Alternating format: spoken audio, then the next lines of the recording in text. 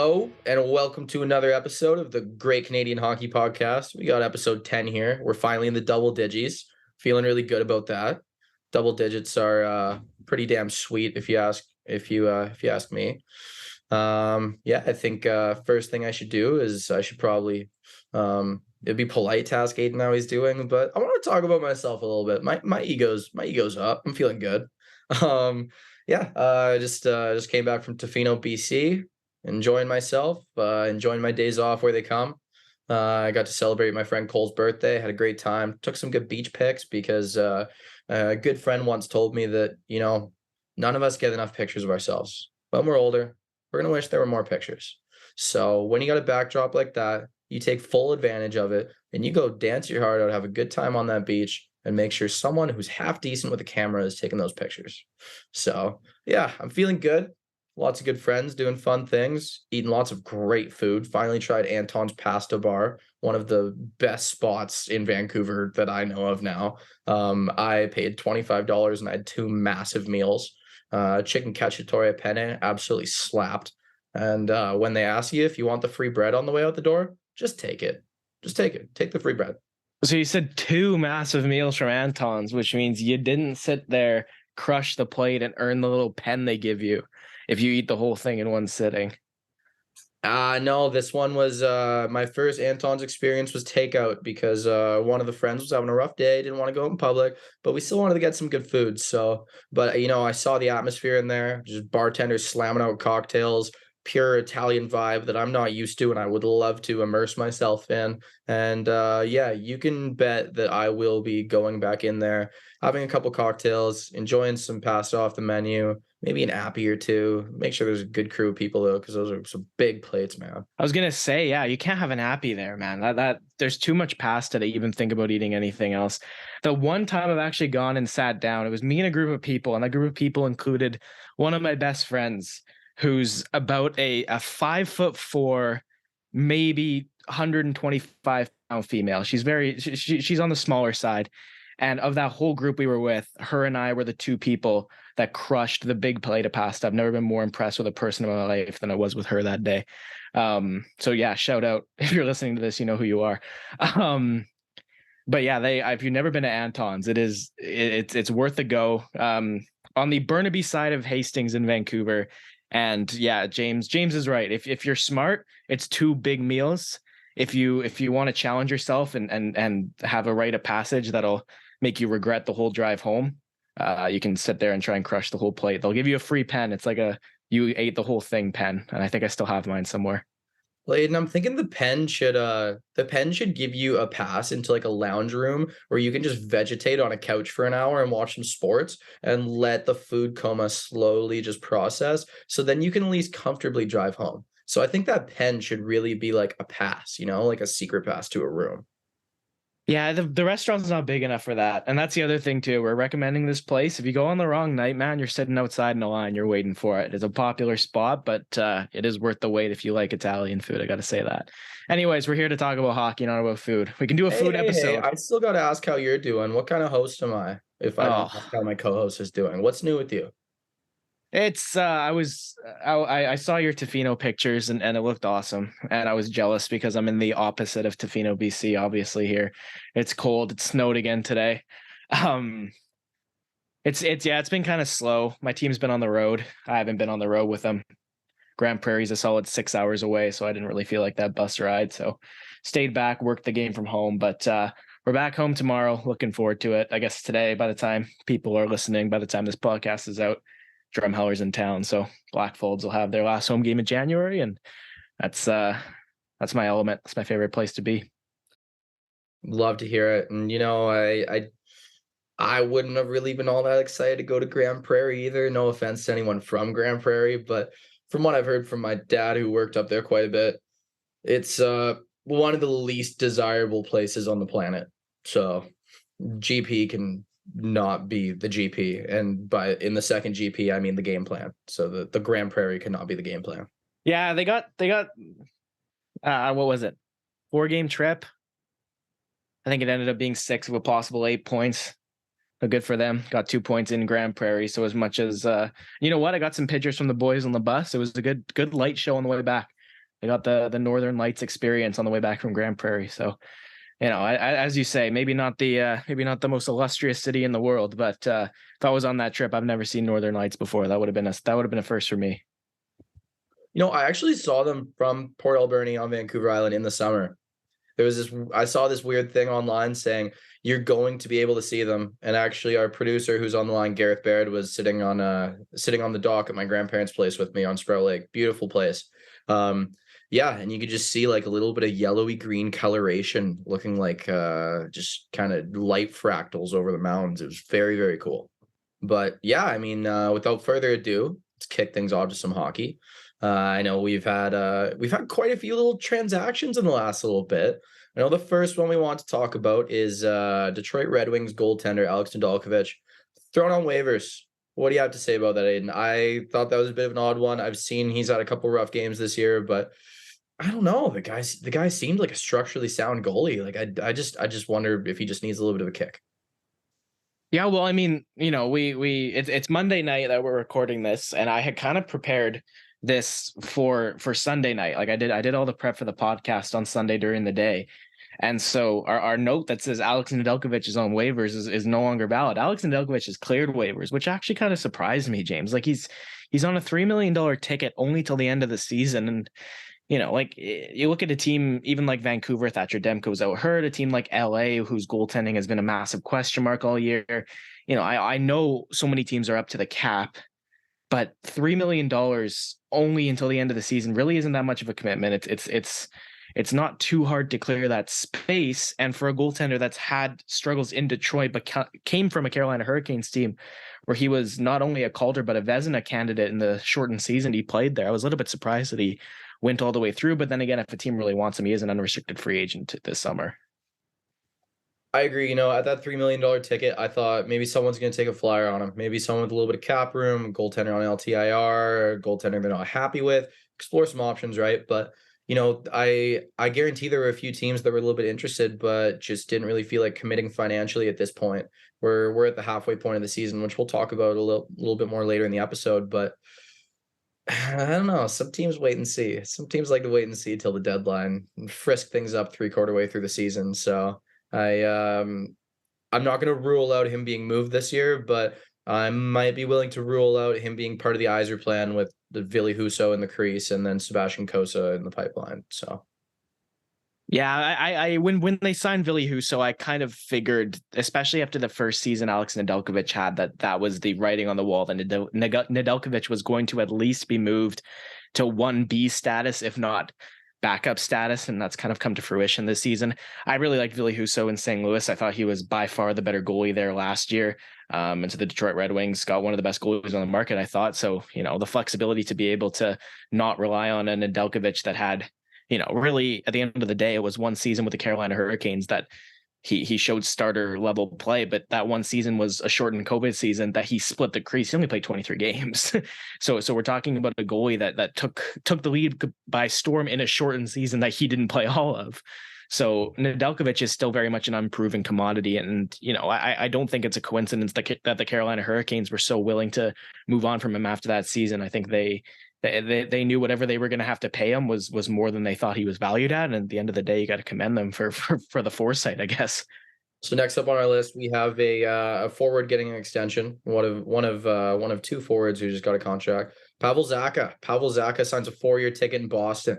What do we got? I was looking at his points this year. He's on pace for over 50 points on the season. Impressive showing. I remember seeing him get traded to Boston, and I thought this guy might be a fit, especially with the injuries. And, he has been a fit. He's been part of a well-oiled machine they've had going on. What do you have to say? Yeah, well, you remember, and if you don't, let me tell you, Pavel Zacha was a very, very highly touted prospect out of the Sarnia Sting. The Czech forward went 6th overall in one of the best drafts, if not the best draft of all time in 2015. And with the New Jersey Devils, he was kind of never going to be, he was never going to beat out Nico Hischier and Jack Hughes. So I kind of got the trade at the time, but even when they made it, I'm thinking, Eric Halla's best years are, I thought Eric Halla's best years are behind him. Pavel Zacha still might have his best years in front of him. And I think we're seeing that with Boston this year. And for the Bruins to get him locked up under $5 million, a player that his career high in points is 36 coming into the season. He's well on pace to beat that. His career year would have been the shortened 2020-21 season where he had 17 goals and 35 points in 50 games. And, I watching him play in those playoffs, sorry, not in those playoffs, prior to those playoffs, New Jersey Devils that season were, that was the first time you really saw, it was Jack Hughes' sophomore year. So the Devils the year before had kind of been that enigma, that team that, you could see the pieces, but they weren't falling into place yet. That 2021 season was the first season you saw flashes that New Jersey could become what they are now, clearly. And they are a bona fide playoff team, as they've proven this season. And Pavel Zacha drove the bus that season. He had a little bit of a downturn the next season. But yeah, like I said, I was still surprised that they traded him 1-for-1 for Haula, and Boston's really reaping the rewards of that. I think the contract could turn into a steal as well. If he continues to progress the way that it looks like he's progressing, you could have a bona fide two-way penalty killer that gets 55 points a year for under $5 million. Have you watched him play much this year? Because I have maybe 6 or 7 times, and that guy's a dog. I don't remember him being a dog on pucks like that when he was in Jersey. And you said he'd have to beat out Jack Hughes or Nico Hischier, and that probably wasn't going to happen. That's true, but the guy also plays left wing a bit there, so there was window for room, and he just never really got it.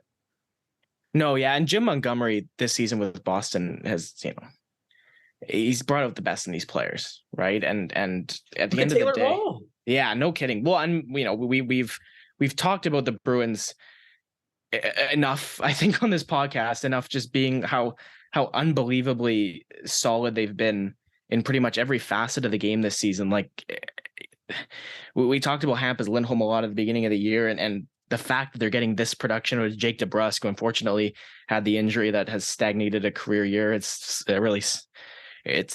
slammed to a halt, unfortunately. And David Krejci coming back, playing as well as he had. And yeah, at the end of the day, we've talked about it. It's unbelievable to see, and Pavel Zacha is just another cog in that machine that is keeping that team going. Just before we move on from our little bit of Podly weekly Bruin stuff, is Podly a word? Can we say that? Podly? I don't know. That's a good question.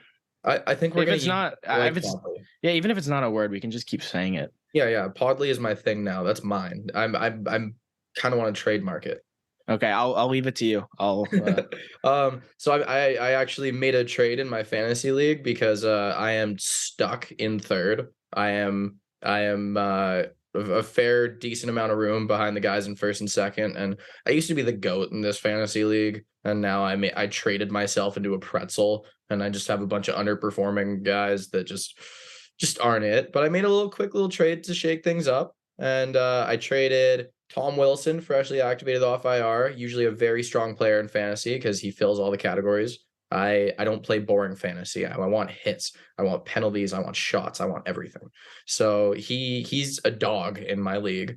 But yeah, I traded him and Freddie franchise, Pavel Francouz. I cannot resist calling him Pavel franchise. I can't stop. So I traded him for another goaltender who I have an affectionate nickname for, Jeremy Swayman, who I call Sway Daddy. I traded for him and a much maligned winger in Brock Besser. Yeah, oh God. Yeah, so I feel like I edged up in goaltending a little bit, and I brought the winger down a bit. So yeah, I was gonna say, getting Besser on your team, it's a good thing that fantasy doesn't track how many shifts a player takes without touching the puck, because you'd lose a lot of points with Besser there.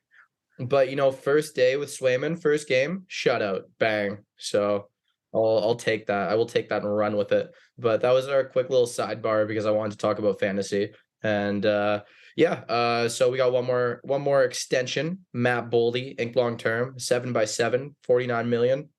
It's I like the contract. I like it a lot. I'm a huge Matt Boldy fan. The guy is sick. He's one of those players that you just like watching no matter what. Like, when he quote unquote takes a shift off, you still see him doing good things positionally and actually like being an effective player that the Wild can depend on. Yes, his numbers have taken a little bit of a dive recently, But if anything, that's just to Minnesota's benefit. Maybe if he was a point per game right now, this is an $8 million a year thing. So I think great deal for Minnesota. I think Boldy locking himself up for $49 million. Awesome. I love it for both ends. What do you think? I think the best way to describe Matt Boldy, or sorry, I guess the best way to kind of express why I like this kid so much is, you know, he, if you can put any two NHL forwards on the line with him, and he will be whatever those two forwards need him to be to complete the line. He's somebody who can drive the play off the rush. He's somebody that's comfortable giving the puck to another player, letting them drive it into the offensive zone, and then going to the right places to receive the pass. He's somebody that can always, you know, make the play in the offensive zone, always there to support the puck on the cycle. Like he always seems like he's in the right place at the right time, no matter what the situation is. He's not just somebody who plays on the periphery and waits to pounce. Like, he can take the puck to the net himself. He can drive the play himself. He can take the back seat, right? And when you're on a team with Kirill Kaprizov, Matt Zuccarello, and Joel Eriksson Ek, you're going to play with a very wide, a very, I guess, varying cast of players. You know what I mean? Like, the Minnesota Wild forwards are very different from each other. So Matt Boldy being that versatile really lends itself nicely to that team, because you can pretty much put him on any line that plays any system and he can complete that line perfectly.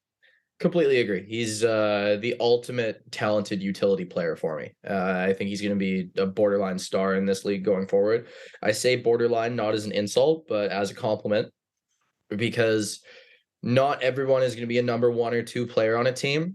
But if you can be that third guy and do a hell of a job doing it, you're almost more valuable than a number one, number two player can be coming into a different roster. Because if you can take that middle of the back seat as the two drivers are in the front, and you can be the DJ, you can be on directions, you can keep the whole vibe up. If you can be that guy, then I think you're a pretty good building block going forward. And I love that. And I love that for the Wild. Yeah, absolutely. Especially with that forward core. You've got Matt Zuccarello, who continues to produce at a great rate, but is not getting any younger.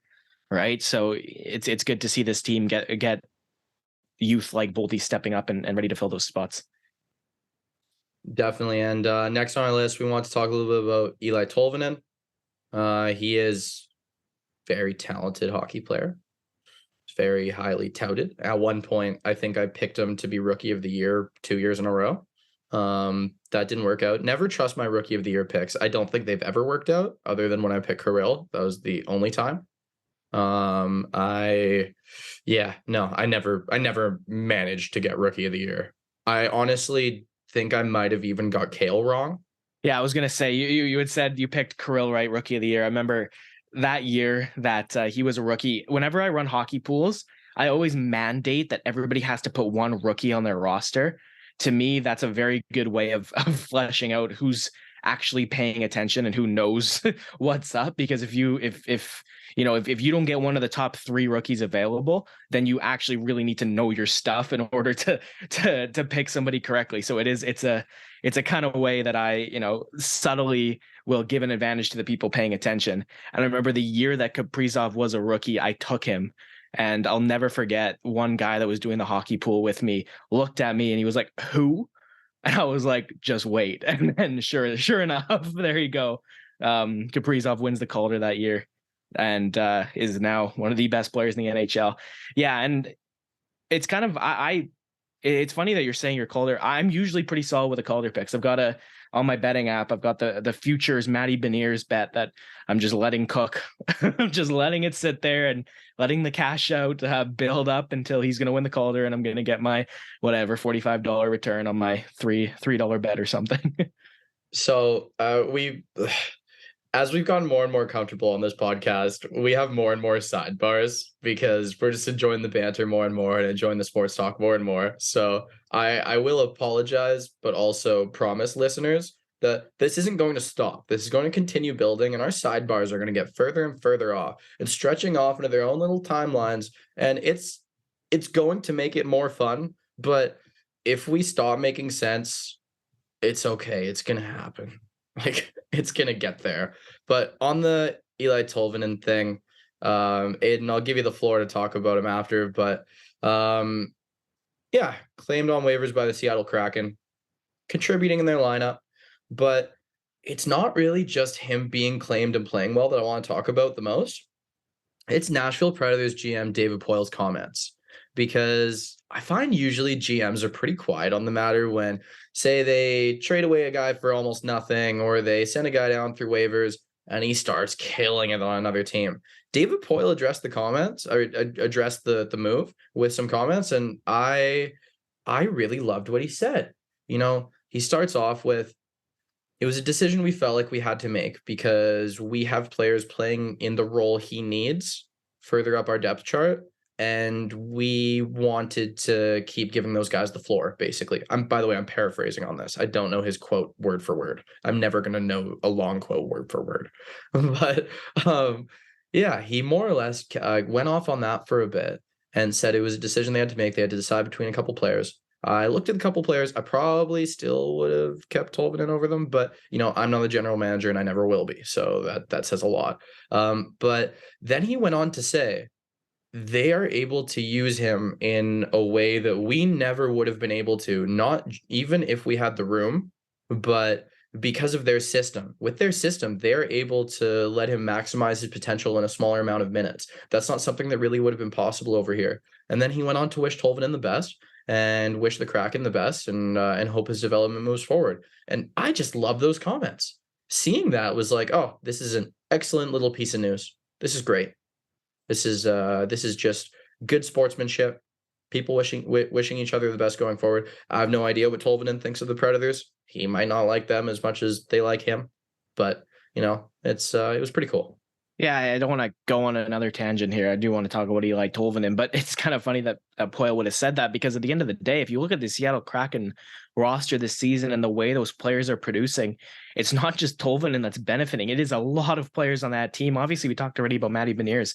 Rookie's having a great season. Andre Burakovsky he's on pace for his career year, barely beating his best season with the Colorado Avalanche. But he's to the moon. That guy is sick. Yeah, Burakovsky's awesome. Jordan Eberle's having a great season as well.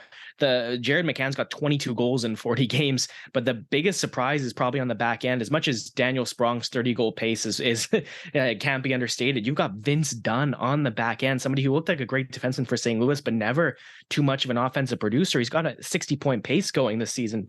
So it's not just exclusive to Tolvanen. And Seattle's system and how much that team scores is lending itself very nicely for a lot of players to really, like you said, fulfill their offensive potentials. And Eli Tolvanen, it's only been 9 games with Seattle, 5 goals and 7 points.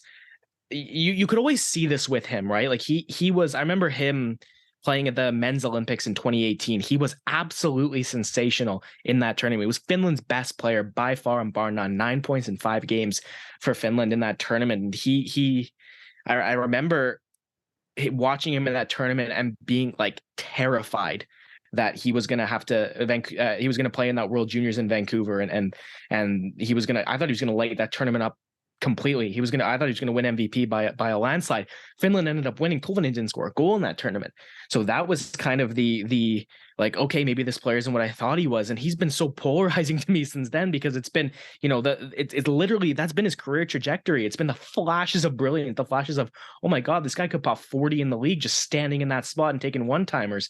And then it's like, okay, no, this guy's going to go 30 games without a goal, isn't he? and so because of that, I do get the Poyle kind of being ready to move on from him in a way. Like, I don't blame the Nashville Predators for putting him on waivers, because everything Poyle said actually makes a tremendous amount of sense. The Nashville Predators historically have been a team that's focused on defense first, and Eli Tolvanen has been a player that's never focused on defense once. So it does make sense that that's not quite a fit. But where I do have a little bit of criticism is that I think when Seattle claimed him, 22 teams had to not claim him before Seattle would have claimed him and got him. So I want to know, where were the rest of the NHL general managers? Because at the end of the day, especially if you're a team that's at the bottom of the standings, this guy is on a $1.45 million ticket and he's 21 years old. Or 23 years old, sorry, make that. So if you're a Chicago Blackhawks, if you're a Arizona Coyotes, this is somebody, even if you're rebuilding, that could be in his mid to late 20s when you're back to prominence. Why not take a flyer on him? You could see this guy has all the potential in the world. And it's not just, it's not just the third lowest, the fourth lowest, the fifth lowest team got him on waivers, and 4 or 5 teams passed up on him. 22 teams had to say no to Eli Tolvanen, which is a little bit surprising to me. Again, just because if you're at the bottom of the league, you literally had nothing to lose. And as you can see, kind of everything to gain. And he's got to be the one that got away for a few general managers right now. Oh, 100%. And yeah, I took a look at the waiver order after it happened, and I was a little bit perplexed. It was a little odd, but sometimes these teams know a little bit more than we do. One thing I can't remember who wrote it. It was in like a former coach or manager's book, and it wasn't Burke's Law, so I'm going to take that one out of the mix. But a GM had asked a player if one of his former teammates who was available for trade was the right guy. And the player said, I love this guy. He's one of my best friends, but he's not going to mesh with this group. And so you got to wonder if maybe some of these teams had some of his former teammates. Maybe some of them thought, oh, this isn't the right role for him. I think you should pass on him. You never know. There's some things that happen behind closed doors that make it so some of those passing over kind of things do kind of make sense, but we'll just never know the whole story. Yeah, absolutely. And that's why, I'm not going to, I know I name dropped Chicago and Arizona, but that was more just an example of where a team might be at that could use him in a very significant way. Realistically, I'm not faulting individual, like this team should have taken him, this team should have taken him. Because like you said, a team might have had their reasons not to, but it's just mind blowing to me that 22 teams, I struggle to believe that 22 teams would have had somebody in their ear, like, don't pick this guy up. And they would have just chosen, no, it's not worth it. And at the end of the day, like, come on. So I know we've got a little bit of an interesting direction to go here. We talked a little bit before we turned the record button on this pod about how we are past the halfway mark in the season. Every team has played 41 games now, and it's kind of interesting at this point of the year because a lot of people will give out like halfway through the season awards or something like that, and honestly, we would get too creative with that, and that would be an hour-and-a-half long episode, and none of us have the time for that. And I doubt I would listen to it, and that's a stretch. I'm a hockey nerd, and I actually don't think I would listen to it. So we're not going to do that, but we are going to take a look at some paces players are on, because like we could legitimately have 8 guys score 50 goals this season. Like this is just nuts for goal scoring. There are a lot of very cool stats. So I think it's time. And Aidan, I know you've done a little bit of prep work on it, and it's outdated now because I was on a little bit of a fun weekend and I delayed recording this pod a day. But yeah, I know you looked into a few. I've got a couple. I'm going to tell you to stay away from the Canucks because I've got one, and it'll segue us into our next segment. Okay, so I'm going to give you over under 12. And the stat line is number of players this season on pace for 48 or more goals. What under 12? I want to say it's like 10. 14 players. 3 of them are on pace for 60. Mm-hmm. And then, yeah, you're right. A total of 8 of them are on pace for 50 or more. And it's a trend. It's a trend up. This is building on past seasons where scoring is continuing to increase. This is no longer just an anomaly, right? This is happening. We're seeing this. We are seeing the NHL. This is going to be more normal again. And I couldn't even, I've heard theories. I don't know if I agree with any of them of why this is happening, but this is happening. This is what this league is this is what this is marching towards. This league it's a shooter's market now. I don't know if it's goaltending. I don't know if it's defense. I don't know if it's systems. I don't know if it's just the talent of the forwards. But all of a sudden, Connor McDavid breaking that 65 goal plateau. That's the one I always have in my head because that's kind of like the modern day mark. Only one active player has ever scored 65. It was Alexander Ovechkin. So Connor McDavid could surpass that this year. He's on pace for 67. But even that, somebody like Tage Thompson's on pace for 61. Pasternak's on pace for 64. And you've got a lot of other guys. Mikko Rantanen's above 50. Jack Hughes is above 50, etc. And you've got some random names on this list. Travis Konecny's on pace for 49 goals this year. And we're going to get to some more surprises beyond just the high rollers. But And I'll throw another number at you. Again, let's go same number, over under 12 players on pace for 100 points or more. Over. It's 13. And again, like 13 players with 100 points in our lifetime, within the last decade, we've seen an Art Ross Trophy winner win the Art Ross with 87 points in an 82 game season.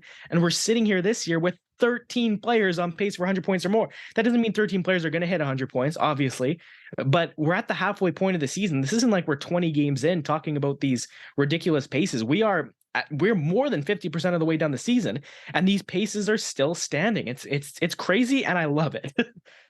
So I've got a couple. One of the ones I really like to see is Mark Scheifele's on pace for around 50 goals. That's pretty sweet, especially considering I have him in fantasy. It'd be cooler if he would score on the power play a bit more, or get some assists. But every time I see a Jets power play goal, it's Kyle Connor, Pierre-Luc Dubois, Nick Ehlers, or Josh Morrissey. And so I get to watch him pile up even strength points, which is still awesome. He's still doing great for me.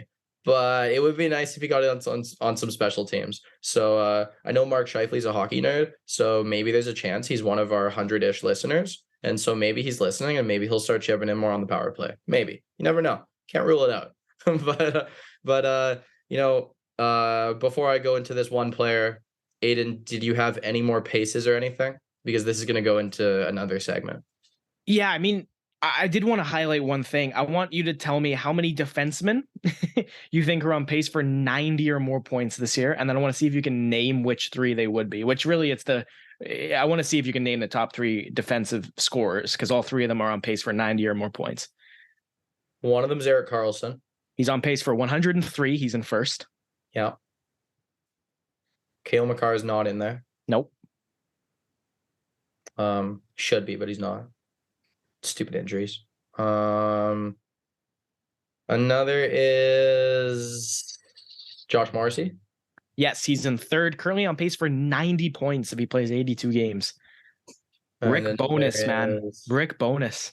He does things to like randomly to some players. Some players it's with defensemen bonus specifically. Yeah, Rick Bonus is the defenseman whisperer. He's the one who made Victor Hedman who he is. Yeah, wow. It's just and I watched the Canucks play the Jets last week, and Morrissey just again, this is the guy that I thought he was going to be out of the draft, and that he's shown flashes of, but never been full time. And look at him go! Wow. Number 2, can I have a hint? Same nationality as Erik Karlsson. Swedish. The hell? Who is this? Rasmus Dahlin. I knew this because everyone talks about how bad they want him in our fantasy league. Yeah. Okay. Yeah, 95 point pace, and my dad has him in our fantasy league. This was the one year I didn't take him. I think I've taken him like 3 years in a row, and he's not been what I wanted him to be every year. And this year I was like, I'm not doing this again. I'm taking Seth Jones, and it backfired. Oh yeah, that Seth Jones one is not working out for you, man. No. Not even slightly. Wow. Ugh. Bad take. I like Seth Jones, so that's hard. It's hard, but I am a Seth Jones fan. So interesting. All right. Well, we've covered those defenseman paces. I went 2 for 3. And I knew the Dahlin one, so that one kind of bugs me. But I have one pace that I took a look at earlier. The guy scored a sick shootout goal. Sick. And you're a fan of this team, so you already know. Elias Pettersson. 52 points, 41 games. Could you tell me, has he had an injury this year? I don't think he has. Nope.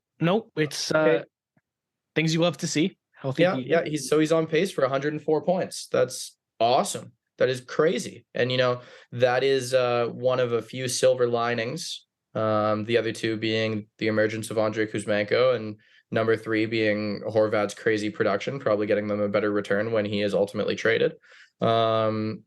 Yeah, he has been stupid good. I brought this up time and time again. I was at the game last year when the Canucks played the Pittsburgh Penguins, and Pettersson whiffed on a 1T, and he just stayed in the same spot and looked up at the sky. And that was a defeated player, and he was irrelevant on the ice. And Wow, you love to see it, because I've said for a few years now, this is a guy you want to cheer for. This is a player who has an interesting personality, and he plays such a funky style on the ice. I I'm I've always been pretty neutral on the Canucks other than like early years when I was growing up, but I love watching this guy succeed. So seeing him perform like this, awesome. And I'll let you talk about this player for a sec before I just crap all over your team for a bit. Yeah, well, if you look at the stats, it's easy, right? It's easy to say, wow, he's having a career year, because he is. And he's producing at a great rate, and he's producing really well 5-on-5. I actually, again, I might be wrong. I don't think he scored a power play goal this season. So most of his production is coming at the 5-on-5 mark. And I think the thing that's getting completely overlooked isn't the fact that this guy is putting up the points, because again, that's it's plain as day. You can read the stats. It's the fact that this guy is having and I'm gonna call it an Austin Matthews-esque turnaround to his defensive game. Because when Austin Matthews came into the league, he was a center, but he was, to me, one of the worst defensive players in the NHL the first season I watched him play. Last season, Austin Matthews was so far into the Selke conversation. Like he to me was number 2 for the Selke last year. And Elias Pettersson has done that this year. He's been absolutely unbelievable defensively as well. He's been just every inch of the 200 feet on the ice. Pettersson is playing unbelievably. And of course, the stats are going to jump off the page. So the offense is going to be what he's credited for. But Pettersson last year defensively, I thought, he had his good games, and he had his bad games. And he had times where he would go into the corner to retrieve a puck and just get physically beat.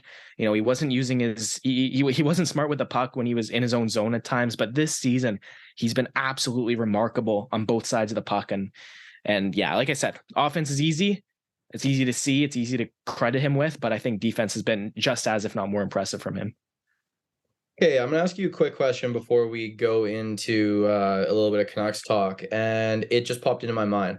So I'm gonna ask you which player with the same name that's pronounced slightly differently, and with both of them are centers. I'm gonna ask you peak Elias Pettersson, which is right now, or peak Elias Lindholm, which is last year. It's got to be Pettersson. Interesting. It has to be Pettersson. Yeah, like it's. I lean the other way. I really like Lindholm. I like Lindholm a lot. I think Pettersson is playing better defensively this year than Lindholm was playing last year, and he's gonna finish the season with more points this year than Lindholm finished with last year. That's a sizzling take that he's better defensively than Lindholm was last year. That's hot. I think so. He's been. If you put the bias blinders on, it's just, I think it's more so I'm watching more of him play, right? And at the end of the day, Lindholm, I genuinely think I watched 10 of Calgary's 12 playoff games last year. So I watched a lot of him in the playoffs, but maybe only saw him play playoffs. Well, that's kind of where I'm bumping up against, right? And at the end of the day, the attitude can be, well, he had a great regular season and you didn't watch him much in the regular season. I think I may have watched half a dozen Flames games last year, but from what I did see, Lindholm was, you could see it in him. He just wasn't, he wasn't what Pettersson is this year. Okay, I probably watched 35 Flames games last year, and I was shocked that he wasn't first or second in Selke voting. It's hard to beat A, Bergeron, and then B, when Matthews is playing as good as he is in Toronto, you're done. I'm sorry. and I honestly think he was better defensively than Matthews was last year. Yeah, I think I probably watched a little bit more Leafs than I did Flames. So it's hard to have the full scope of it. I think Matthews blew me away last year because, like I said, how much Ducks have you watched in the last couple of years? Last year probably 10 games. The year before probably like 20 games because there was nothing else going on other than watching hockey and pretending I was going hard at school. And this year maybe 5. Okay, so Austin Matthews, when he entered the league, was not quite as bad defensively as Trevor Zegras is, but he was close. So for for me, watching Matthews last year wasn't so much the like this guy's amazing defensively, as the like, oh my god, I remember when this guy did absolutely nothing without the puck, and now he's doing this, and it was the turnaround for Matthews that just blew my mind last year, and I think Pettersson kind of likewise this season. It's just thinking about the way he started the season. You're referencing that game in Pittsburgh where he just looked completely defeated, completely deflated, versus this year. Every time he steps on the ice, that puck is his puck and he is getting it. He's getting it no matter where it is. When he steps on the ice, it is ending the shift on his stick. Okay, well, we've talked about that enough. And now let's have a conversation that'll probably make you a little bit sad, because I'm an agent of chaos and I like to watch people squirm, even though I love you.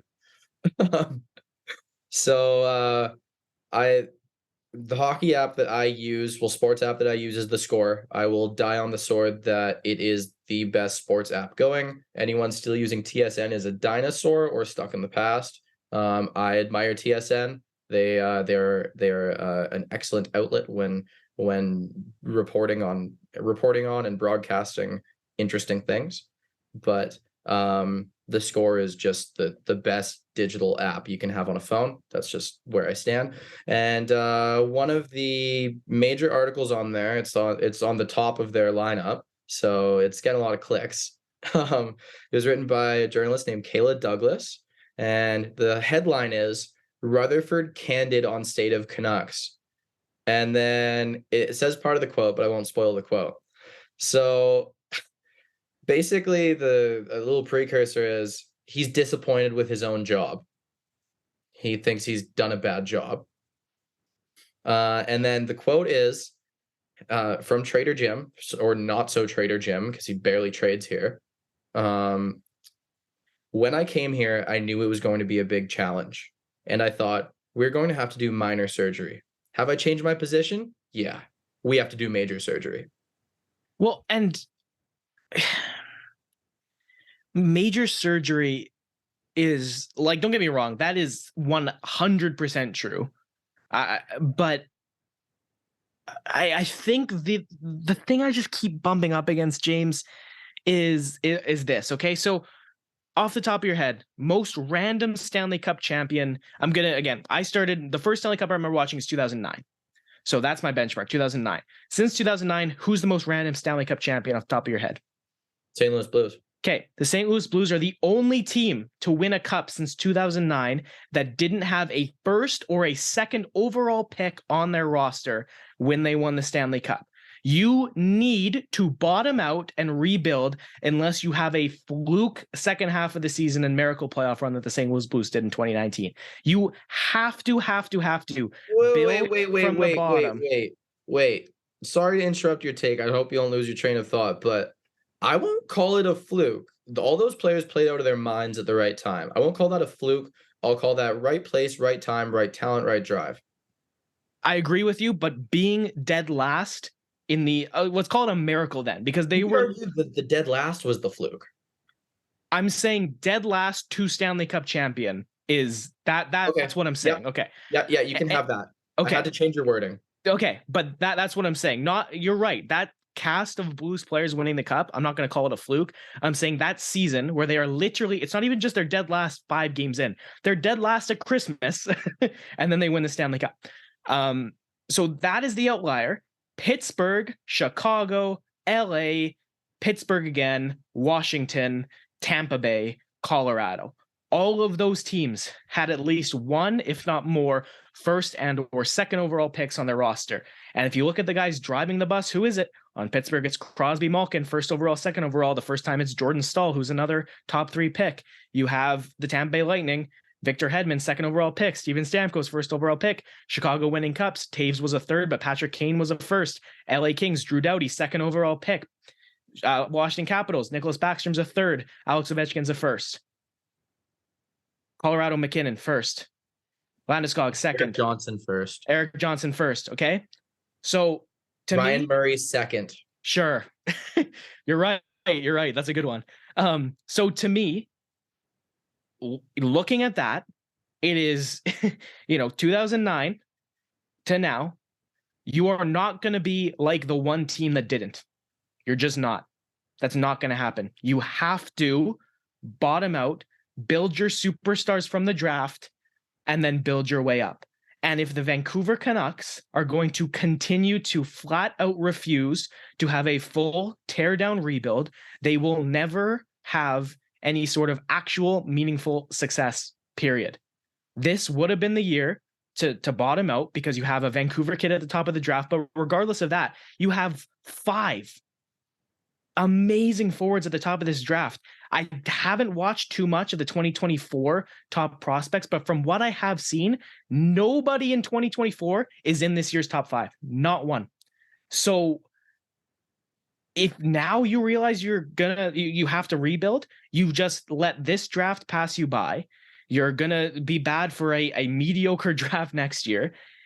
The writing should have been on the wall after the 2020-21 season, because that was a disaster. It was a complete disaster. It was a Canadian division that a lot of people had them winning because of their playoff performance in the bubble, and they finished dead last in it. It was so bad. That's when that's when they should have rebuilt, right? But at the end of the day, here's my attitude right now. It goes back to the saying. Is at least they got Ekman Larsson and Connor Garland out of that season, right? For Dylan Genther, yeah. No, don't even remind me. So, so we're here now. Okay, what's the saying? The best time to plant a tree would have been 20 years ago. The second best time to plant a tree is today. Rebuild, please. Especially because, and I don't know how much value JT Miller has just because of that contract and because he seems like the most negative human being in the NHL. So I don't know about Miller, but Connor Garland, Bo Horvat, Andrei Kuzmenko, Luke Shen, even. You've got, even if you want to go as far as Thatcher Demko, Brock Besser, you've got all these guys that are tradable with value. Quinn Hughes, yeah, and Quinn Hughes isn't safe. So you have all these guys that Vancouver could trade with value. And it looks like trades were coming, but then I heard today they're not interested in prospects and picks. They want roster players back for those players. And it's like, it's so frustrating because this team is a dog chasing its own tail. Replacing Chris Tanev with Travis Hamonic is an example of that after the 2020 bubble run, right? Like replacing Alex Edler with Oliver Ekman-Larsson is an example of that. It's just, it's another cliche. I threw out one cliche already. The second cliche, the definition of insanity, is doing the same thing over and over again and expecting different results. And it seems like that's where this is going. Is it's going to be another blockbuster trade like the OEL one where you're giving up, like even if you're giving up somebody like Kuzmenko, you're giving up a 26-year-old. And if you're going to add a bunch of mid-late 20s, if not early 30s players in return, that doesn't put you in any better a position to win the Stanley Cup. The one thing I will say, James, you know what these trades could put the Canucks in a better position for? Signing Andrei Kuzmenko. Hosting 2 to 3 playoff games. And I hate to say it, I think that's the freaking motivation, and I hate it. I think the playoff revenue that the Canucks are going to get from getting swept in the first round is worth it to this management group to keep this going, keep the mediocrity finishing 7th to 10th every year, because at least you're going to sell tickets near the end of the year and you might get to host 2 playoff games. And the money that you make from that is worth this team never winning the Stanley Cup again. That's the way I'm seeing this franchise, and I'm so sick of it. I got more quote for you. It continues. Fun. Fun. That's the least enthusiastic I've ever heard you say anything. Okay, so when I first came here, and this is still Trader Jim, I talked about getting control of the cap, getting rid of some contracts, and we haven't been able to do that. Now the opportunity hasn't been there, but it's still my job to get it done. Until we do that, we're not going to be able to make the kind of changes we need to make. ... It could end up being core players. Then he adds, between now and the start of next season, we're going to have to make some changes. Heard that before. Some won't be very popular. Some will be popular. I've heard that before too. But we're going to have to really do some things that I didn't think we would normally have to do when I first got here. And then at the end, it says, Rutherford said he will explore buying out some contracts this offseason if he can't move them. How many of these things do you think happen? Because I think he goes 0 for 3 on this. I like Jim Rutherford. He's constructed some killer teams, but I don't think he's going to do anything. I don't know about the first two because there's creative ways to accomplish the first two. He doesn't buy anybody out, James, because he's not allowed to.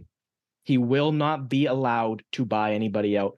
Jim Benning wanted to buy. I think I cannot remember the source on this. I remember being told Jim Benning wanted to buy out Louis Eriksson after the 2020 bubble playoff run. And Jim Benning was told by management, you're not allowed to do that.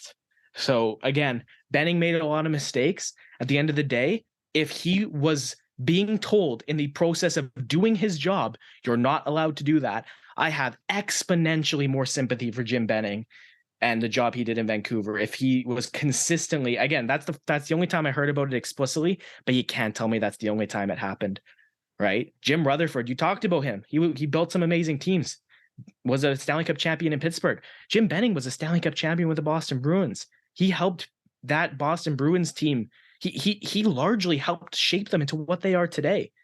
Okay, Vancouver is not bringing in these rookie guys that continue to screw up. They're bringing in established guys that continue to slip and fall when they get through the door. What's been the only constant, James? What's the only thing that hasn't changed about the Vancouver Canucks? All these personnel changes, all these 2016 one playoff appearance. What's the only thing that hasn't changed? You want me to throw you a bone and tell you what it is, but I know you'll be more enthusiastic and entertaining if you just say the dude's name yourself. Yeah, it's ownership. It's ownership. It's Aquilini. And you know what? It doesn't matter because it's a Canadian market. So enough tickets are going to get sold. So his wallet isn't going to get any lighter. So it doesn't matter. Because at the end of the day, like I said, 2 games of home playoff revenue and this team getting swept is more important than not making the playoffs for 4 years and winning a Stanley Cup in 6. I'm going to still keep going while watching games and supporting that man. I got you. I'll keep helping the problem stay alive. I'm here. I'll buy the ticket. I'll buy the ticket on the Edmonton Oilers dime. I'll watch them. There you go. All right. Well, we were going to talk about some quiet NHL paces, but bit of a bright idea I'm having all of a sudden. Let's save that for the next episode and let's move on to something positive. Next episode, we can talk about players slumping. We can maybe we can assign a corny name that our podcast can have as a segment or something like that for slumping players who are ice cold, something like that. I'm sure I'll come up with something stupid and clever that only I think is funny and clever, but Aidan goes along with it anyway because for some reason he's a fan of my idiocies and my odd wordings.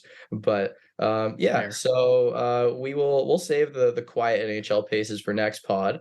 But yeah, I think we're going to walk into something a little bit more positive after our sad trek through Canuck land. And we are going to talk about how Aidan's going to go on his own little scouting trip because this guy's official. Yeah, so Red Deer Rebels are hosted the Moose Jaw Warriors last week. They are hosting the Brandon Wheat Kings, Winnipeg Ice, and the Regina Pats in the next 2 weeks. And 5 very prominent draft eligible players play for those 4 teams. So I've got to watch one already. And I have my little scouting report on Brayden Yager of the Moose Jaw Warriors. He's ranked 5th among skaters in North American NHL Central Scouting midterm rankings. 51 points in 42 games so far. I watched him play, I think, 3 games last season in the WHL, James, for Moose Jaw, and he's a very different player this year. So last year he was largely, a little bit one-dimensional. He was very much give him the puck and he is going to. He kind of reminded me of every shift he played was kind of what Evgeny Malkin tried to do whenever he got mad in his prime, which was get the puck and like a bull straight to the net. Nothing else around him mattered. He was going to get the puck on his stick, go to the net, and try and get it in the back of the net the best way he could. And it was effective, but it made him kind of one-dimensional. He's rounded out his play more, at least from what I saw this season. Like last season, like I said, run and gun, only concern was scoring. This season, he kind of struck me as a more effective complementary player. He was prepared to kind of pass the puck off rather than driving the line himself. He was still a threat coming off the rush, and I have quite a few positive things to say about Brayden Yager. He kind of had a down game from what I could tell. That whole game between the Moose Jaw Warriors and the Red Deer Rebels, nobody really stood out the way I've seen players on both Moose Jaw and Red Deer stand out in the past. But you could see it in this guy. You can see both why he's highly touted and why his draft stock has fallen a little bit, I think, in a weird way. So I was conflicted watching him because, I could see all these positives in his game, but I could see he was lacking that X factor that he kind of had in his game last year. And I think lacking that X factor was almost intentional to try and round out his game. But the other thing that you could also notice when you're watching that game, the Red Deer Rebels, he was he was the concern. They were shutting him down at all costs. Yeah, I've been a bit of a fan of Brayden Yager for a while because I religiously play NHL every year, and my franchise modes have included him a few times. He's been that extremely dominant second line center on my team that like wins the odd Conn Smythe here and there, and is just always the most reliable guy on my squad, even when all the other top guys just fall apart. So I became a Brayden Yager fan through that, and then I was like, let's watch a couple highlight reels, see what I can find. And I saw some from when he was pretty young, and I was like, ooh, the talent's there. Ooh, the drive's there. I like this. I like this guy. And one thing when I watched his highlight reels, he has an interesting stance, like the way he skates with the puck. And it reminded me of another player. I'm going to put you on the spot here. I can't remember who the player is. And it's a signature player in our time watching hockey through the 2010s. And I can't remember who it is. Did you see who it was? I know you remember, like you probably recognize something too. It kind of reminded me of Corey Perry a little bit. The skating. My mind keeps going to Jeff Carter. Jeff Carter, yeah. No, I could see that too. I could see Jeff Carter more in his all-around game than specifically the skating. That's a pretty good comp. I was gonna say, and maybe just in my head because it's they're both named Brayden, but I was kind of thinking Point a little bit too when I was watching Yager play. We compare players to Brayden Point too much. You think so? Yeah, I guess Brayden Point's he's easy. He does a lot of things right. Does everything. So yeah, I think Jeff Carter is a pretty good comparison for him. And I think watching Yager play both last year and this year, the thing that struck me is the fact that these kids are still developing, right? Because his game has changed so much from last year to this year. And I'm not going to say it's taken a step forwards because, at the end of the day, the goal scoring is down, right? And that was one of his signature, that's what put him on the map last year was the shot he had and the goal scoring ability he had. And he's kind of let that fall to the back burner a little bit in favor of trying to round out his offensive game a little bit. But with that being said, there's your Yager scouting report, and we're going to have 4 more. So on Saturday, January the 21st, Brandon is in Red Deer. Nate Danielson's ranked 13th on the NHL Central Scouting midterms, ranked anywhere between 9th and 33rd by various outlets. The consensus for him is kind of between 11 and 18. And then Carson Bjarnason is ranked 1st on the NHL Central Scouting midterms among goalies. He plays for Brandon. Then we've got Zach Benson on Saturday, January 28th, and Connor Bedard, of course, on Tuesday, January 31st. So I'll have one scouting report per week with the podcast moving forward for you, James. Ooh, I like Zach Benson. I'm really looking forward to that one. That one, you might have to give me like a full extra report off the pod so we can go full into the nerdisms. Like yeah, we'll do like a good 5 minutes on them when we're actually on the pod, but I'm gonna want the rest. Okay, is that all right? Yeah, I think I'm gonna track down to like key passes when I'm there watching him play next Saturday. I'm really gonna go all out for it. Awesome. And did you have anything else on Junior, or are you ready to move over to some fun stuff? Now we can keep going with some fun stuff. The NHL, we've done so much World Junior talk in the last few podcasts. We needed to really fill the show with some more NHL talk just to catch up, and we let it run a bit long. So we're gonna move on, I think, just to, I guess to some fun stuff, and I'll give you the floor because we talked about my team, and your team is significantly more positive to talk about. Let's go. Ugh, the Nate Dawg is so back, dude. MacKinnon is so crazy right now.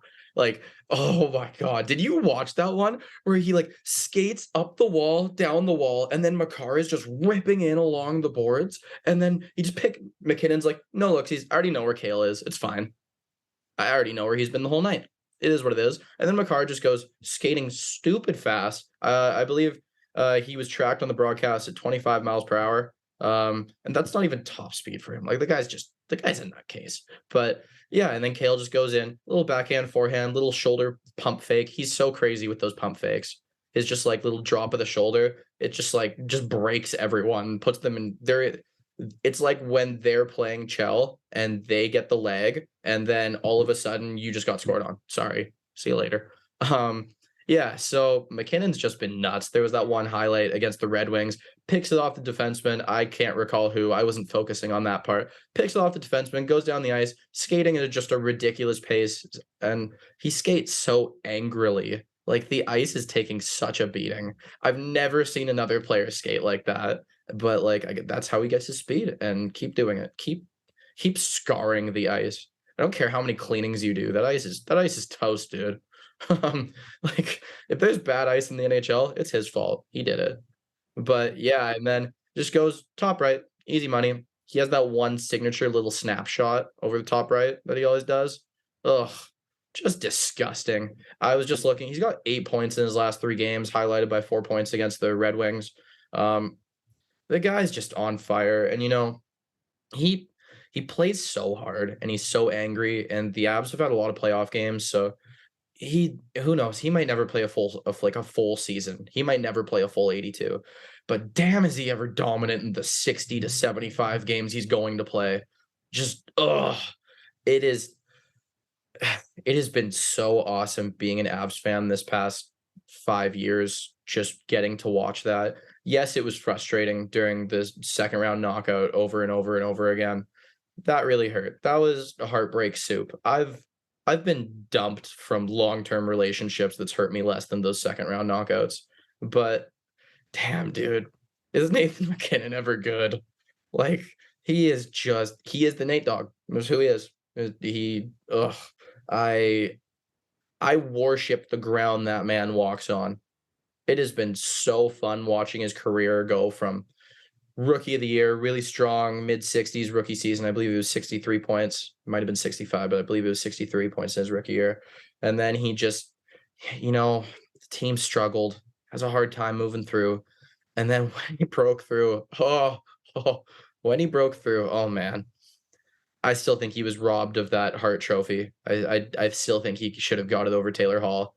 And I don't really care that Hall had 40 more points than the next Devils player. It just means the Devils sucked.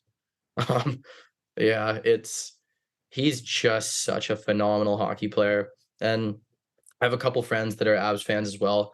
They're a little less hockey tuned and a little more biased than I am. And I won't say I'm super biased, but I recognize my bias. And they're like, I don't care how many points McDavid puts up. MacKinnon is the better winner. I don't care. And you know what? McDavid's going to get his cups one day. So I'm not going to agree with their point. But man, is Nathan MacKinnon ever good right now? That guy is so back. Like, I don't even know how I managed to not swear 3 times in every sentence there. Like that, I feel so passionate about my fanmanship, whatever it is, of Nathan MacKinnon. He's definitely not fanmanship. I like fanmanship. Yeah, no, it's the power in his acceleration that's just unbelievable to watch. He's special, and like saying he's back, I'm not a huge fan of that, because that kind of insinuates that he wasn't, like, he left. He didn't leave, man. Like, maybe the production's down a little bit. Maybe he doesn't have, maybe every other shift is a dominant one instead of every shift. But it's not like this guy was under a point per game. Like, he didn't have a 50-point year and then bounce back with a 100-point pace. No, this guy has been one of the most talented and one of the most well-rounded, powerful forces in the NHL for a while, and he continues to be that. And yeah, I'm saying I'm a MacKinnon fan after hearing you go off feels like I can't even say that. Like, nobody should be able to say they're a MacKinnon fan if they're not if they're not what you are, because wow. But no, MacKinnon's, he's special. He's awesome. He's great to watch, and I'm cheering for him again. I'm cheering for the Avs again. Him, Makar, Rantanen, this team. This team gives me Los Angeles Kings early 2010s playoff vibes, where it's like, if they get in, doesn't matter what seed between the 1st and the 8th, if they get in the playoffs, they're making some noise, and you do not want to play them. One last note on Nate. I feel like as his career not drags on, as it drives on, because he drives his own bus. I think we're gonna start referring to him as a power forward. Oh I yeah, no, think I can just see his that. I strength mean, on the puck. yeah, and it's funny to call him a power forward when he like has like some of the best acceleration in the league, right? Because when you think power forward, you don't usually think like blazing speed. You kind of more think like, using their size to make the space and to bully people out of their way. MacKinnon, he can do that, but he also can just blow past you and leave you in his dust. So I think he has the potential to be one of the more well-rounded power forwards, sure, but just he almost doesn't even fit into like a category, right? It's Yeah. MacKinnon. It's the same kind of thing with McDavid, right? Mhm. Like I think there's players like Matthews, there's players like Kaprizov, there's players like Pasternak, but McDavid and MacKinnon are their own category of players. And I didn't even say my favorite part about him. My favorite part about him is these absolute snap show. And you'll go and see on the bench, he's screaming at his coach if he's had a shift he didn't like. Or some guy was Dyson Mayo's slashing him off the draw, and he takes off his helmet and throws it at him and then tries to murder him, tries to commit a full-on homicide. And then some fan like laughs at him on his way out, and then he yells at them. I don't think there is a more passionate player in hockey right now. Yeah, that and I don't remember who was it, man, that was saying something about hit. They had left the Avs at some point in the last couple of years, and they were saying Nikita something. Zadorov. Yeah, there you go. Yeah, so we've heard as much. You wouldn't let me eat a donut. Yeah. Oh, yeah. So it's well documented. That's all I'm saying.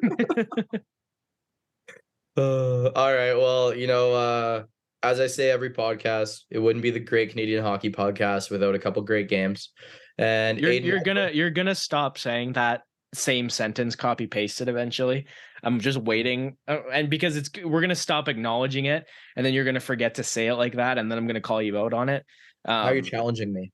Well, and it's not, I'm not saying that because like I like it. I'm just saying that because it's been a constant. Yeah, so I know we've kind of been giving each other trivia. I say we get back on the, unless you have something prepared.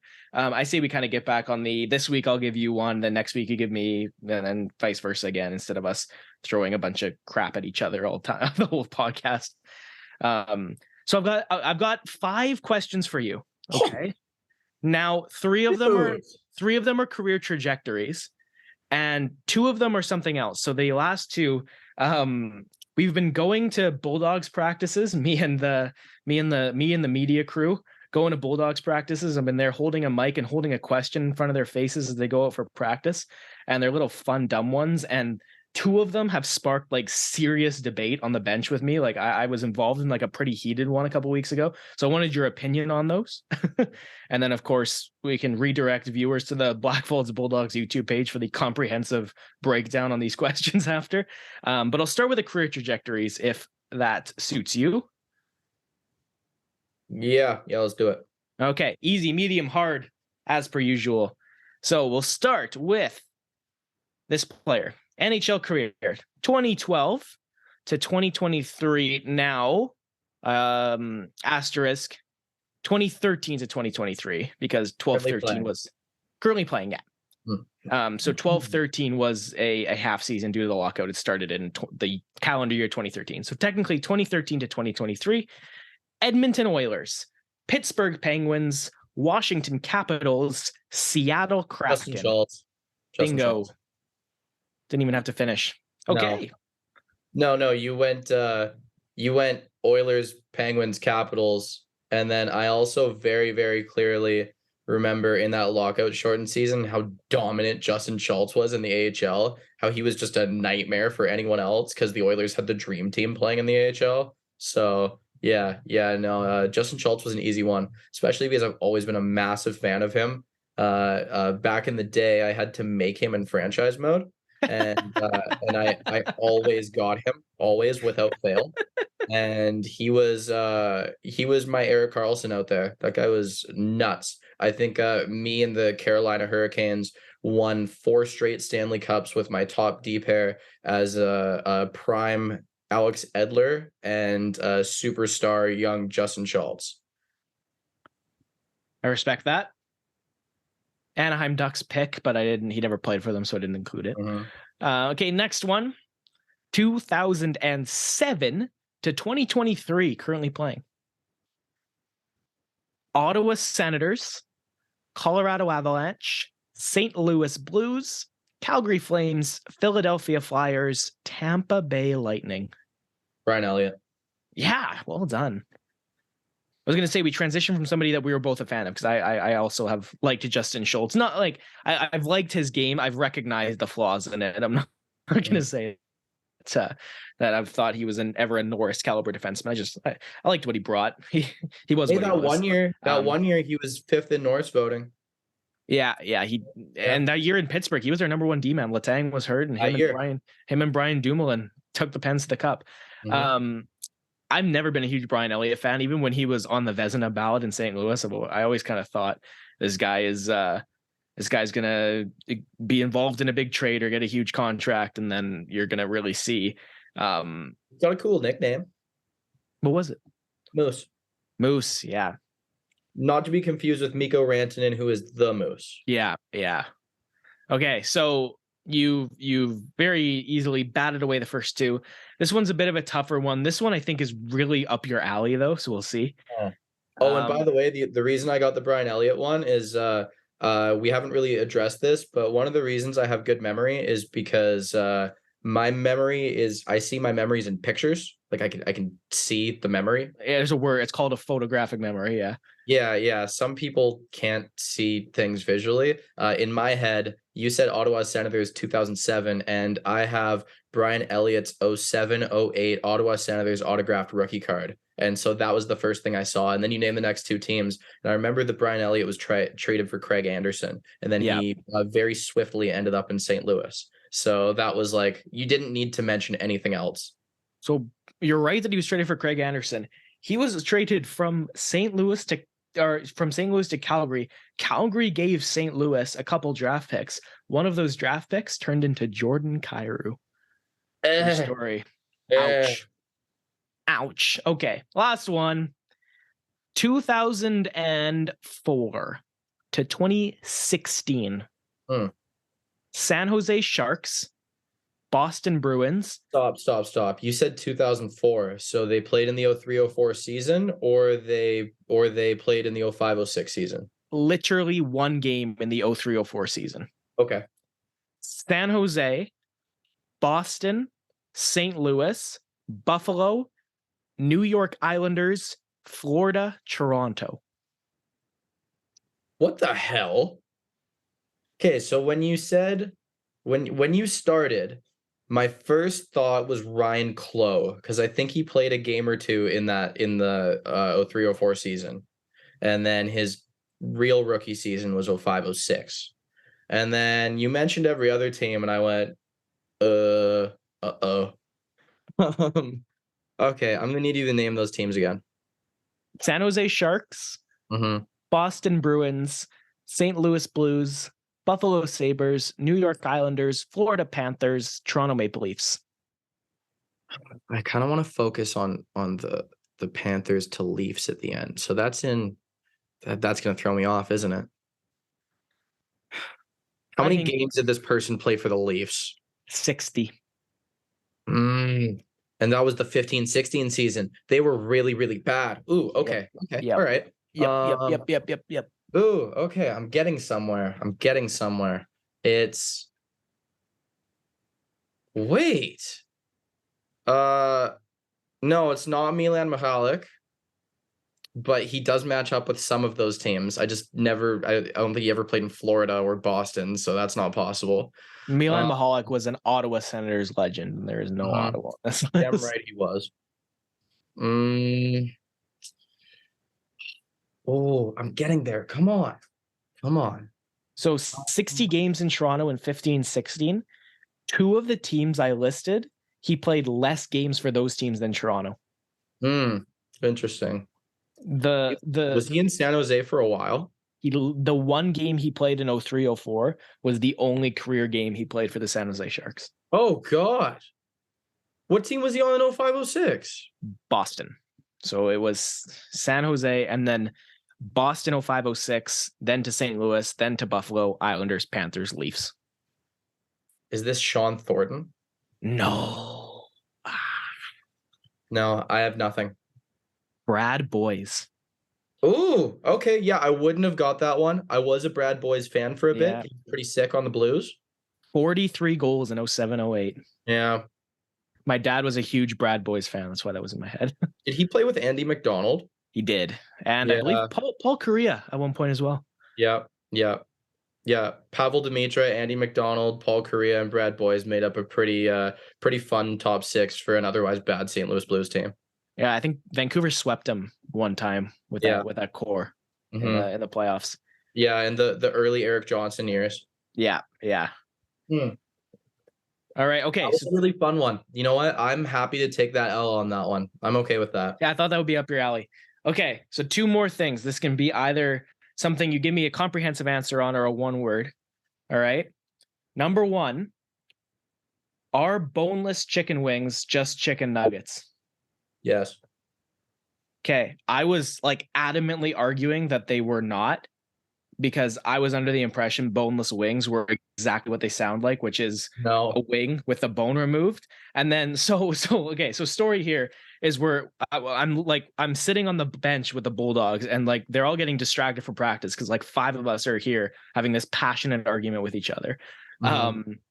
And one of the sponsors of the Bulldogs is a bar in town, a restaurant that, you know, has a Wing Wednesday special. So we went there with the camera and we went into the kitchen and we asked, and apparently, boneless wings are literally just chicken nuggets. It blew my mind. Like the meat is not from the wing. It's just pieces of chicken that are made anywhere on the chicken. Yeah, it's just chicken. It's the same as a chicken nugget, just a little bit. Chicken anus. You have no idea. No, you don't. Literally, it blew my mind. Follow-up question. So the food one was so popular. We haven't actually asked the boys this yet. Or sorry, no, the video's not out yet. We did ask the boys this. Didn't spark as heated of a debate, but there was still division in the locker room after. Is a hot dog a sandwich, James? No. Okay, why not? It's its own entity. That's all you got? That's all I got. Okay. Because a hot dog is on a bun, and on a bun can be a sandwich, but I do not look at a hot dog as sandwich meat. So that's where I draw the line. Sure. That's okay. I'm okay with that. You know, if you shred up a bunch of little pieces, like if you cut up a hot dog into a bunch of little pieces and put it on a bun, I might revisit that and say it's a sandwich. But I think this fully mysterious meat stick is not sandwich meat, and that's where I draw the line. Okay, fair. Yeah, that video's going out. I want to say next week with the boys. Yeah, we've just been there asking them some of the stupidest things we could think of, and it's been the cause of debates, and yeah, it's been fun. Where'd Mike Mueller stand on this question? Was he asked about the hot dog? Oh man, I think he said yes. He said it's meat in between bread, which is the sandwich. Although it could be wrong. He's old school. Old school people are always into getting an arena dog. And I think people from our generation are less into the arena hot dog. And so I think that's where people might have a different perspective on hot dogs. Okay. Glad you answered those. Last thing, closing thought, again, back to being a Canucks fan. Gino Ojic, legend of the team, passed away at the age of 52, which is a sad day for Canucks fans, but remembering what he brought to the team, him and Pavel Bure playing together, him just being awesome. He was, he was a little bit before my time, but his legacy lives on, and sad day in the hockey world. My uncle Dan, awesome guy. I get him autographed hockey cards of his favorite players every year for Christmas. And I got the news from my auntie that he got off work and walked into his bedroom, got changed. He looked at his phone and he saw that Gino Ojic had passed away. And he full on cried in the living room, because the way my Uncle Dan fell in love with hockey was he'd go and have a couple drinks, make some food at a friend's place, maybe order a pizza or something. and he was just watching to hang out with the boys. He just wanted to socialize. And this was early 90s Canucks. So he would go, he wouldn't actively protest watching it, but he was like clearly uninvolved and would talk about that. And then all of a sudden you get him going, who's that guy? I think I like that guy. Who's that guy? And then he fell in love with hockey, and Gino Ojic was a big part of that. So that's always going to be one of my things that I remember about him. And there's one more. I always go to the sports card expos over in Langley. They do a spring one and a fall one. And Gino Ojic was signing autographs at the one that they just had back in November.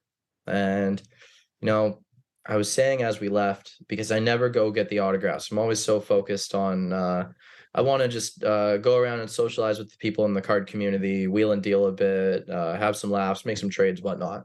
I'm a full-on nerd in that hobby. But I remember leaving thinking, man, they had guys like Yvonne Cornway, Bobby Hall recently. I really should have gone up and shake their hand and maybe got an autograph, have a memory, have a quick little conversation with them. And because you never know how many times they're going to be back. These guys are getting older, they're getting up there in age. You never know what's going to happen. And people die young sometimes. So that's another one that's going to be one that got away, where I'm thinking, damn, I really wish I went up and had a conversation with him and picked his brain, maybe asked him a question, asked him to tell me a quick story. So all the best to his family and everyone who was a fan of him. Rest in peace. And your legacy will always live on. All right, thanks for listening. Good place to leave it. Yeah, that's episode 10 of the Great Canadian Hockey Podcast. I know we've been a little bit inconsistent with Mondays and Tuesdays getting episodes out. Honestly, expect that more going forward in the future. You won't see them come out on a Wednesday, but it's usually going to be a Monday or a Tuesday. So if you're listening, thank you so much for tuning in episode by episode and for making it this far in this podcast, because this will probably be about an hour and 25 minutes. And I know that's a significant part of people's day. So if you're taking the time to do so, thank you very much. And without further ado, I'm James Parisi, and my co-host Aidan Sarah, and our producer Gareth Baird. Thank you for listening, and let's roll that outro.